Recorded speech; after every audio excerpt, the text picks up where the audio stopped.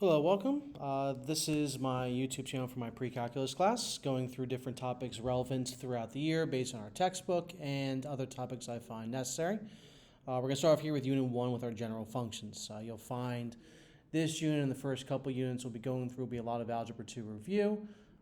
So if you're an Algebra 2 student or a pre-calculus student, this will be helpful for you in certain areas. This obviously does not cover every single topic from Algebra 2 because it is a pre-calculus class. And it doesn't even cover every single topic in all pre-calculus textbooks, just what's relevant for our class. So first up is a review of function operations. So the idea of adding, subtracting, multiplying, dividing functions. We can write them one of two ways, either like f plus g in one set of parentheses and then x next to it, or f of x and g of x as their own separate functions. The key for each of these notations here is to recognize that this is the function notation, f of x, g of x, f plus g of x, that kind of stuff. This is not saying f times g or g times f, it's a function notation. So we have f of x equals 5x minus 2, g of x is 2x squared minus 8. We want to find these different pieces, so a just tells us to add them together. So 5x minus 2 plus 2x squared minus 8. We combine like terms, we write in the proper order, which would be 2x squared plus 5x minus 10. And that's our answer for A. B wants to do f minus g, so subtracting, we're doing 5x minus 2 minus all of the g function. And because we're subtracting a function, that function that's getting subtracted has to be in parentheses. So that the negative gets distributed to both the 2x squared and the negative 8, giving us negative 2x squared plus 8, which yields a negative 2x squared, that should have just been 5x, plus 5x plus 6, for the difference of f minus g.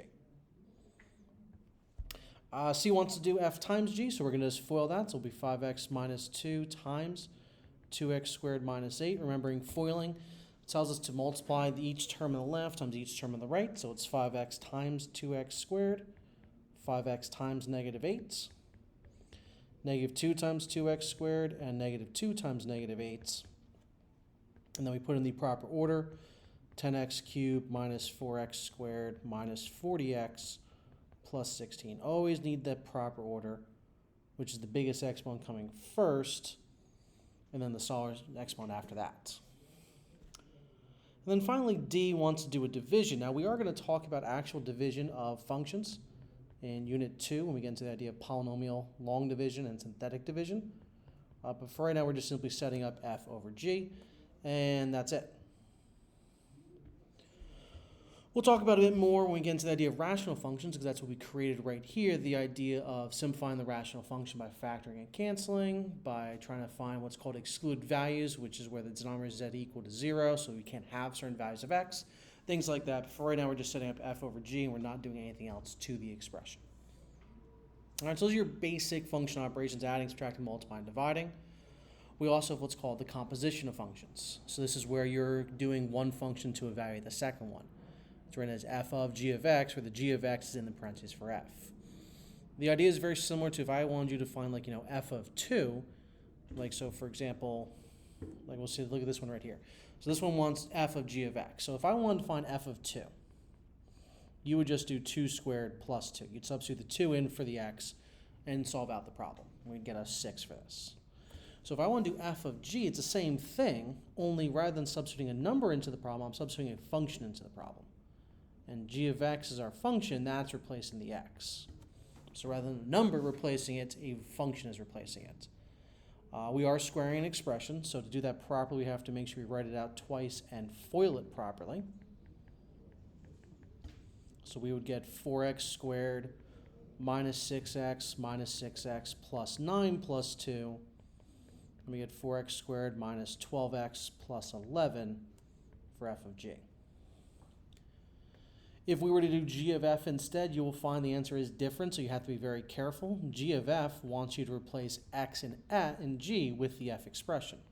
So it'll be 2 times x squared plus 2 minus 3, giving us 2x squared plus 4 minus 3, which is 2x squared plus 1. So again, you have to be careful for which one they are looking for. It's always whatever's second going into whatever is first. And if we ever have a situation where f and g are the same value, and that value is x, then we have what's called an inverse function. We'll be talking about that and reviewing that concept at the end of our Unit 1 material. Now, the alternative notation is that little circle, that open circle in between the two functions, but the same thing. This is saying f of f, so f substitutes into f right here. So the idea is when we do our f of x, you're replacing x with the f of x equation. So again, like if it was like f of 3 or f of g or whatever, x gets replaced by f of x. So you still have the 3 in front of you, you still have the 7 there. We're not multiplying these two things together. We're not doing like f times f. That's a little bit different. That'll be a single dot. So distributing 9x plus 21 plus 7, we get 9x plus 28. There's our f of f. And then finally, so we're talking about, again, the idea of the composition, but down with a number. They want f of negative 3, so we have to find that part first, and then use that to find the g of that result. Now, quick thing, we're noticing that we have negative x squared there. You need to be very careful when you're working with expressions like this, because we're not squaring the negative here. This is like saying negative 1 times x squared. That's how you want to think about it, because it's negative 1 times the negative 3 squared. And that's important because according to PEMDAS rules, we would do our exponent before we multiply.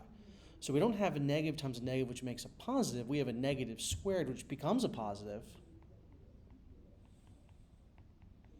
And then we have negative 1 times that positive 9 to get us a negative 9, resulting in negative 22 for the f of negative 3. Okay, so I'm going to kind of like go throw that at you a couple times throughout the beginning unit and points throughout the year as well, because it's kind of like a pet peeve of mine I've seen when helping students with the SAT or the ACT or just in general not properly squaring when it's a negative x squared term. So just we're going to talk about that. So now that's f of negative 3 is negative 22. They want us to find g of negative 22. Well, g of negative 22, we're just going to substitute 22 in for x, negative 22, sorry. We get negative 44 plus 1, so we get negative 43.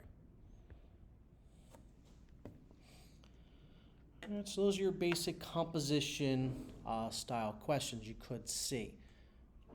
Make sure you're careful with the terminology. Make sure you're careful with which function substitute into which other one. And again, while this is for a pre-calculus class, this should hopefully have been a review for you for that. If anyone's watching this who's not pre-calculus students, this is still relevant for whatever class you're doing there. So make sure you're careful with the compositions. All right. So next up, after this, we're going to get into the idea of working with other types of basic functions there, piecewise functions, the idea of inverse function we just kind of talked about there as well. We're going to talk about how to analyze graphs. We're going to talk about transformations. There's a couple different topics we've got going on here in Unit 1. I look forward to doing that with all of you guys, and I'll see you next time.